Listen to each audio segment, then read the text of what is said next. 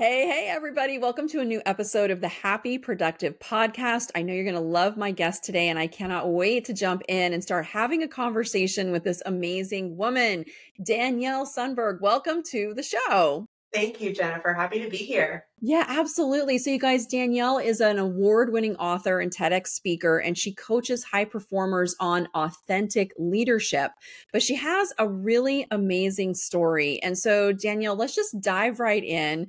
Tell us a little bit about your previous life as a litigator and how that all kind of shifted and changed for you, because I just really want to hear about this litigation that you did for against a $6 billion judgment. Like, that's pretty significant. So just tell us a little bit about that. Yeah, the 6 billion number, that can only happen when the government's involved and there's punitive damages and treble damages and all these things on the table, because that's, crazy. So my act one of my professional life was as a corporate litigator for a big law firm in Washington, D.C. And when I graduated from law school, that was the holy grail for young new lawyers, to get this coveted position in, sort of the ivory tower of the profession. And so I did everything that I could. It's a very, typical professional trajectory. It's get the higher education, work really hard, blood, sweat, and tears, take every, fellowship and internship and position and, make that resume look just as powerful as you can. And I was in Washington, D.C., and the thing about Washington, D.C. is you basically are a walking resume. That's sort of how people see you. So when I got this job at my law firm initially, I had this exhale experience that I hadn't realized. I felt I had been holding my breath for like 15 years. And, finally I had made it. I was essentially, when you peel away all the layers of what was going on internally, I was enough. I was allowed to take up that space in the world. I had proven myself. And everybody looked at me the way that I needed them to look at me, which was with respect, that I was this competent, intelligent DC attorney who had made it. And so in their eyes, I saw a reflection of myself that was like, ooh, this is really somebody. I'm really somebody. And that was, my ego really liked that. That's what I was working so hard for. But over time, I'd come home at the end of the day and I'd look at myself in the mirror, and in my own reflection, I saw nobody. My eyes were completely empty. Like there was just nobody home. Inside that nice Ann Taylor suit, nobody was home. And, I was experiencing the thing of 80-hour work weeks and, at the beck and call of a partner who needs research at 2 a.m. And especially during this trial, the 80-hour work weeks, they go even higher because you're working around the clock, really. And so, burnout it just was like, yeah, that's just what happens when you're in trial. You experience burnout. Like that's the cost of the golden handcuffs experience. And it was all just very acceptable. Mm-hmm. And so I was diagnosed with depression. Mm. And the depression was what confused me, because I thought I was getting where I wanted to go. I was at the top of the corporate, ladder, and sitting on top of my big pile of achievements and my zeros in my bank accounts and my prestige and my awards and all that. And so I was confused. Like, why would I be depressed? And only now, looking backwards, can I connect the dots and really understand what was going on, of course. But I had all these role models around me. My entire life were around being really highly competent. Both my parents are attorneys. Like everything, I was swimming in a soup of be competent. And I had that. But the thing that I didn't realize that I was missing, I didn't even know was important, was a connection to myself. Mm-hmm. And I had no idea who I was underneath all the things that I could do. And then after this trial ended and I flew home, the partner on the case called me. And, I had just landed. And I pick up the phone. He goes, Danielle, great news. We won. And I said, nothing. and I felt nothing. And then after a beat, I said, I quit. Oh, snap. Yeah. Wow. And I had no plan in place, no job lined up. This was not a prudent decision by any rational means. And I decided to leave Washington, D.C., leave my career behind, and backpack the world for 2 years, exploring who I am when, I didn't have to be this persona that I had worked so hard for. And like, who am I really if I could peel that away? Yeah. And that's really what is in my book, Atlas of Being. It's that exploration of fundamentally what does it mean to be human when we're committed to a truth that exists underneath waking up every day, being committed to consistency of being the same person. Yeah. Yeah. That is amazing. Okay, so you went out and for 2 years, were you backpacking, traveling the world? And were you by yourself or were you with other people? Yes, I was backpacking. That is one of the hardest things I've ever done is choose what clothes go in a backpack that you're going to have for like this really short amount, of space. And I was with my husband. We got married about a month after I left my firm. And then 5 days after we got married, we left for Thailand. Wow. Wow. It's so funny. Me and my husband, we ride motorcycles. And when we go out on a bike trip, like we have to literally fit everything into a case that goes on the side, very similar, about the same amount of space as in a backpack. And it's really a great practice to just dwindle it down to the bare essentials, because I think that we carry so much crap with us, literally and figuratively, that when you have to really drill it down into, it's got to fit in a backpack, all my essentials. I think it's a really neat process to go through to just realize how much stuff we're carrying around that we don't really need. Mm-hmm. Yeah. Yeah. And, it's so nice to get rid of it because it was connected to a piece of me that I was wanting to let go of anyway. Yeah. And then, it's that really lovely process of when you let go of something, you create space for something new to show up. Yeah. So then how did that lead you to today, the work that you do around authentic leadership? Yeah, so the question that I was exploring, this fundamental question that we're never taught to ask ourselves, who am I, has been my fuel ever since that day that I said I quit. And the thing about that journey of going inward and self-exploration is that it's never over, right? Like the answer you get today is not necessarily the answer tomorrow or in 5 years from now or 10 years from now.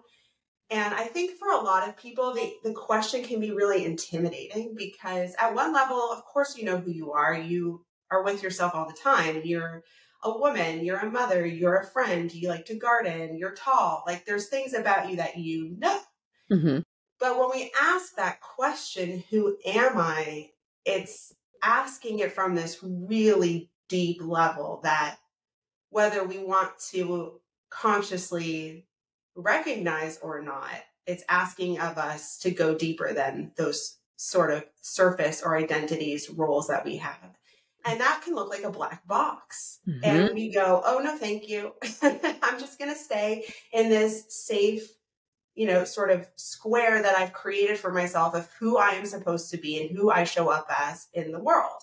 Yeah. I'm this competent, intelligent DC attorney. That could have been who I was for the rest of my life. Mm-hmm. But the question is so fascinating to me. It's the most fun question. And I experience a longing in the question of a knowing of something that I don't yet know. Mm-hmm. And I think for some people that longing can feel painful. It can feel almost like a grief experience or a shame. Like, shouldn't I know who I am? But for me, it's an experience of love, of wanting to know and embrace myself. And that has led me to, when I started my company that I now exited, it was around what does it look like to build something that really reflects who I am without bringing in the corporate paradigm reflexively, because that's what I know. Mm-hmm. And so that was my first experience to get to do that. And as I was, building this company and then starting a family, and people around me looked at me and they said, how are you doing this in your life? Like, what are you doing differently? Because kind of from the outside looking in, it can look sort of similar, but they saw clearly I was home. There was somebody in the mirror. And it kind of brought me into coaching just naturally of this path of, okay, well, it requires you to commit to this question and follow it where it goes and trust that it's going to lead you somewhere that's going to really, really catapult your life to where you really want to be, despite where your mind might think you should be. Yeah. So I'm really curious, like, I know we have a lot of business owners listening to this right now that I know can resonate with, like, here's this goal, here's who I am. I'm like going. I'm burning the midnight oil. I'm putting in all of these hours. Because I know I've done this on all of my businesses where it's just like, you just kind of work relentlessly until you get to a place where you're just like, oi, I cannot do this anymore. Now, not everybody can just like quit their job and be like, I'm out of here for 2 years and I'm going to go travel the world. Not that I'm sure a lot of us might want to do that, but like, I know there are people listening right now who want to answer this question, but maybe they can't just like leave everything behind and go travel for 2 years and figure it out. So what advice would you have for somebody who maybe is like, they're in their business, maybe they're starting to feel that burnout, that stress, that depression? It's interesting because this is what my new book is coming out in April 30th. And it's called, How to Rekindle the Love for Your Business, because I see this with so many business owners. We parade around with, these are my revenues. People like, we should be parading around with what our profits are, but that's another show. But we parade around and we put on a smile because people are looking to us for guidance and leadership. And we're smiling on the outside, and often we're dying on the inside. And we're not really having this conversation. We're not really talking about this. And so I would love to hear from you. Like, what advice do you have for somebody who maybe is feeling the stress, they're feeling the burnout, the overwhelm, they're smiling on the outside to everybody, but maybe they're not in a position where they can just quit and leave it all behind. And so what guidance would you have for them on how to kind of step in and start answering this question of, who am I? Yeah, that's a great point. And to be clear, I have been burnt out since leaving my law firm. I've had that experience again, and I didn't just throw it all in the garbage and go off on another world adventure. I mean, now I have kids and it's like a whole different experience. And so that is certainly not necessary. What I tell my own clients is, well, so first of all, burnout, look, this is a little controversial to say, but it's not just a bad thing. It's not just a bad thing, because what happens, and I'm sure you can speak to this way more than I can speak to this, you're writing a book about it, but when you burn out, you truly burn away all the things that don't really belong to you. And whether or not, you can juggle all those balls still, or you just have to drop some, good for you for dropping them, because guess what? They needed to be dropped. Yeah. And despite the shame or experience of I'm a failure, or that inner critic voice that can pop in and say, but you should be able to do it all, right? Like, that's my mom's voice. You should be able to do it all. You know what? That is the voice of an inner critic. It is not who you are. And when we let it go, then you get to really focus on what's actually your real fuel, which is your inspiration. When I'm burned out, I literally cannot do the things that I do not want to do. I feel like a slippery fish. Like, I just can't do them. They just somehow can't get done. I can only do the things that truly I just wake up and have the energy for. Yeah. So the thing that I would say is, if you don't want to slam into the wall and have the experience of, just collapsing on the floor in tears, and which is what happens to me when I get burnt out. is to catch yourself before that, right? Notice those signs of stress and overwhelm, or feeling drained, or feeling like you're looking in the mirror and you're not seeing yourself in your own eyes, and then slow down. That is so, the opposite of what we're taught to do. We're taught, work harder, get through it, find more time. But the truth is, if we can just let it all go for a couple minutes, we have so much room that we create for clarity and insight and creativity and resourcefulness and resilience and truth and laser focus of what really needs to get done. Yeah, I love this so much, and I definitely resonate with it because it's so funny when I work with a client and they come to me and they're super burned out. My initial reaction is always like, awesome. Because you know that when you're like in it, it's hard to see and receive information in other ways. But I do think that with burnout can actually come so much clarity because we do get to a point where we're ready to just stop and we're ready to listen and be receptive to doing it a different way because we've just done it our way so long and so hard and so fast that we just literally physically, emotionally, mentally, spiritually, we just can't do it that way anymore. And as a coach, like I love it because it's like, awesome. Now you're in a place where you can receive and you can really listen to the guidance, the feedback, these things. And so I'm with you 100%. I think burnout can be a very, very good thing when you like seek some help or some clarity or some feedback, of not, I don't want burnout to be like your only way of going, of course, but when you get to that place, it can be a very pivotal, powerful moment in your life when you're really ready to like, let me look at a different way of doing this. And it can create some very, very powerful shifts in your life if you can look at it in that way, which sometimes can be hard to do if you're collapsed on the floor crying, which I've been there too. Cry it out, pick yourself up, and know, especially if you're listening to the show and you're feeling it right now, just know it doesn't mean that it's the end. It doesn't mean that you're all alone. You're the only person who's ever experienced this. Not true. So many people have been through this. And it can actually be the start of a new beginning, I feel like, when you've gotten yourself to that point. Yeah, yeah. And look, so many of us are high performers in the sense that we live for the pursuit of excellence and we know how to push ourselves. And so that because that's what we can do really well, we keep doing it until, right, we collapse. And it could be burnout, or it could be getting, a health diagnosis, high cholesterol or heart disease, or it could be a relationship falling apart. It could be anything that's happening that requires you to then go, okay, I've tolerated enough suffering here and I'm actually going to make a change.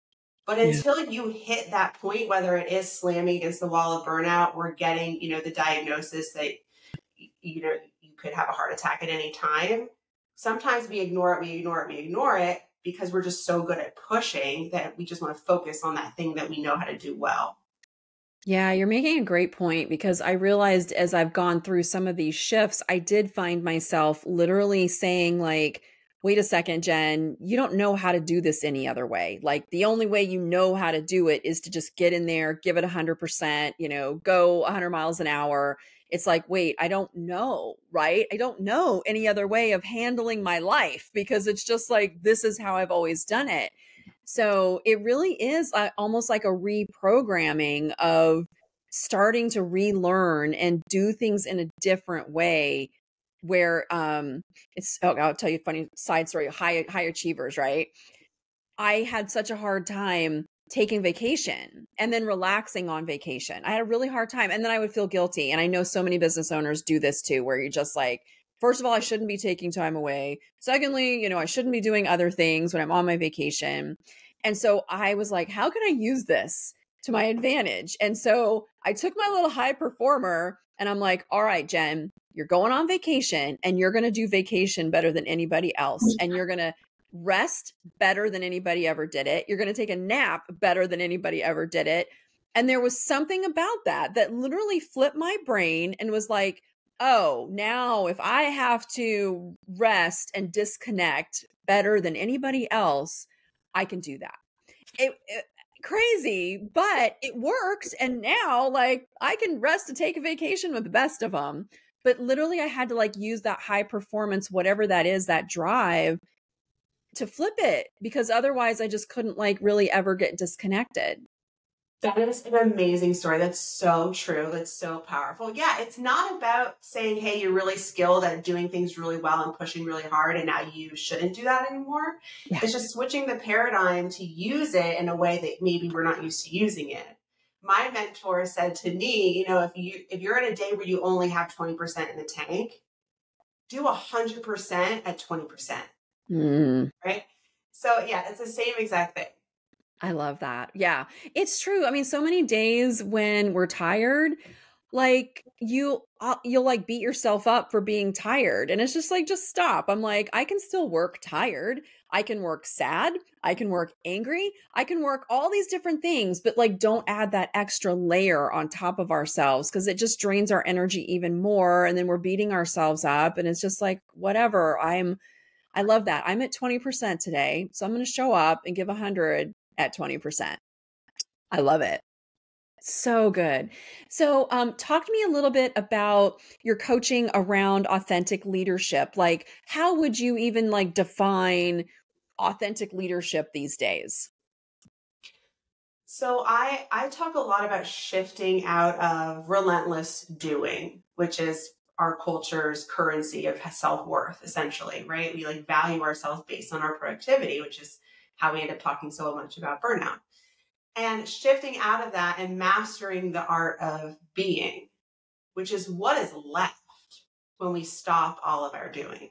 Mm-hmm. And being is the place where we access those innate skills that are really the things that are going to get us where we want to go, like resilience, creativity, compassion, perseverance, resourcefulness, all of those things.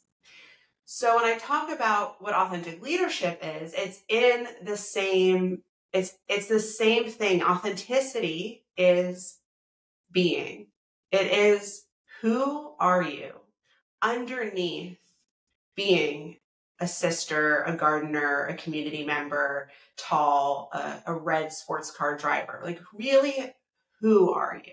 What are your core values and those types of things? Leadership is the doing piece. It's doing something about it. It's taking action on the truth of who you are in integrity so that you can blaze this path that is uniquely yours and go to the place that your heart and soul really want to take you. Nice. I love that so much. And so when people start to develop themselves in this space of authentic leadership, like what kinds of changes do they see in themselves, maybe in their organizations when they do this? Yeah, one of the biggest ones I see is in like clarity and confidence in decision making. So whether it's in your own personal life or at work with a team, it's the ability to face challenges and the unknown head on without, hiding our head in the sand or busying ourselves in chaos of trying to, throw spaghetti at the wall and see what sticks. Mm-hmm. And really being able to face it with a sense of that inner confidence of like, I've got this. I've really got this. I am built to navigate all of life and to really understand that and feel the truth of that. We are built to navigate all of life. And so whatever is coming, we can handle it. And we know how to use our things like our resourcefulness, whatever, all the stuff to like get to the right strategy with the calm clarity of saying, this is how we're going to move forward. This is what we're going to do. Yeah. The other thing that I often see is a change in relationship dynamics, because when we understand ourselves better and how we show up in the world and how we relate to the world, we relate to people differently. And, if you have a triangle and one corner of the triangle changes, then you have a different shape. Like, you just can't not change the dynamic between people.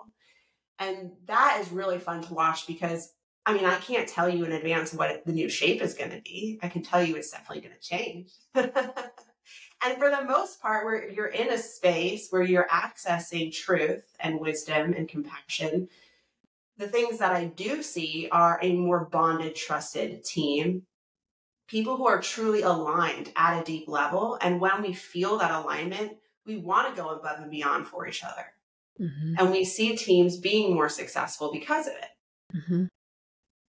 And what would you say to the person who is like, okay, this all sounds really good, but if I am real about how I'm really feeling, it's all going to fall apart, or what will people think of me, or nobody's going to respect me anymore. Like, how would you address that with somebody who is maybe struggling? They just don't want to admit that they're struggling, and they're worried that like all the people won't love them or respect them or anything like that anymore. Like, what would you say to them?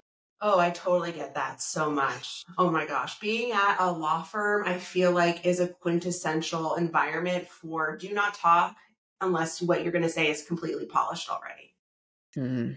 Already understand the counter argument that someone might say and prepare what you would then offer as the reason why it still holds water, right?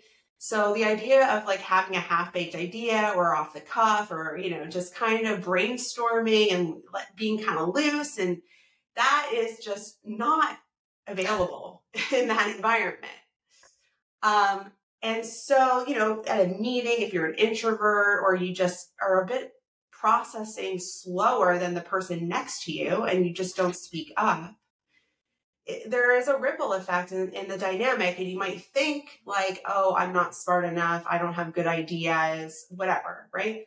And so, there's two ways that this, I think, needs to be addressed in my experience. One is from the structure of the system of creating that safety of feeling like you can speak up.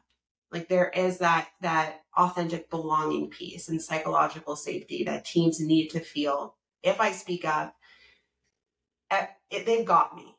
The organization has got me. One of their core values is X, and X means that I can show up as Y, right? And that takes time. That takes the leadership to do something about it.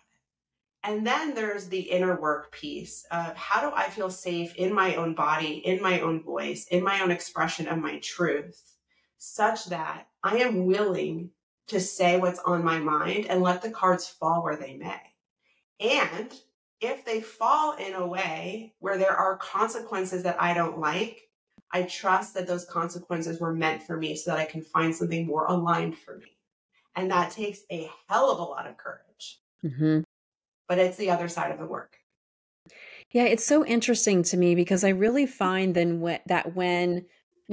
there should be a line. Let me preface it with this: like, don't just vomit everything to everybody, but there's definitely a sense of like vulnerability when you are open and honest about this is where I'm at, this is where I'm struggling, that I actually think that your team will respect you more for than keeping it all to yourself. I mean, they're going to be able to see the cracks in the surface as you're, losing your shit and like, oh my God, they're going to know like something is wrong with you. But like when you can be honest and when you can be vulnerable, it's almost like then we really step into real leadership because we're setting that example of what a leader actually can be. I remember years ago when we first started doing our retreats, and we have one coming up in Sedona, which I'm super excited about. But at some of our earlier retreats, I was leading them and I was participating. Like, yes, I'm leading the retreat, but I'm also participating and I'm sharing stories and I'm sharing this stuff. And somebody had pulled me aside and she had said to me, like, Jennifer, you're the leader of the retreat. You probably shouldn't be sharing some of your stuff with everybody else. And I really took that to heart and I really had to think about it. But the more I thought about it, I realized, wait, I actually do this intentionally. Like I show up and I share because I'm setting the example of it is okay in this space to be vulnerable and share your stuff. And then once somebody does that, it's like the ice gets broken. And now everybody can actually show up and share. And that's part of what makes the experience so very, very powerful. That as the leader, quote, leader of the retreat, I'm not going to show up with my walls up and the ego, right? Oh, I'm the leader, crap, whatever. I'm here to participate. Yeah, I'm leading it, but I'm also going to participate, but set an example. And it's interesting to me that now from our retreats, that's probably the number one feedback that we get of people having these amazing transformations because it's this safe space where they can be vulnerable. They can say what they're really thinking and feeling. And now we can like do that work. And so that's one of the things that I've seen where I was not criticized, but a little bit criticized. And I had to really give that some thought.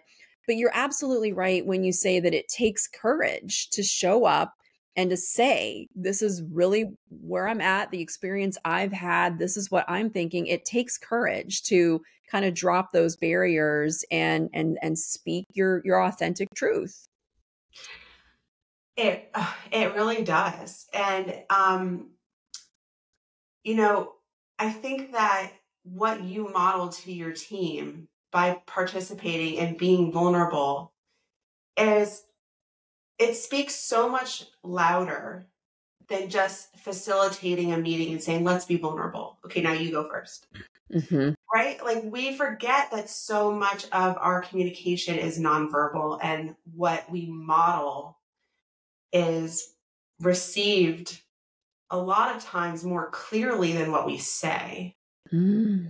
And, you know, when we self-express by just saying what's on our mind, I mean, that is a really clear form of this is who I am.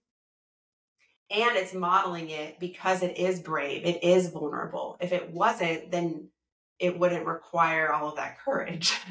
Yeah. Yeah. Yeah.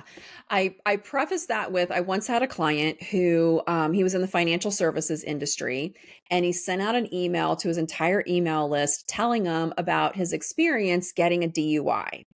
And that was an example of like, okay, I think he's like, I'm being vulnerable. I'm like, I will never trust you with my money. That's not the kind of story that you want to share with people.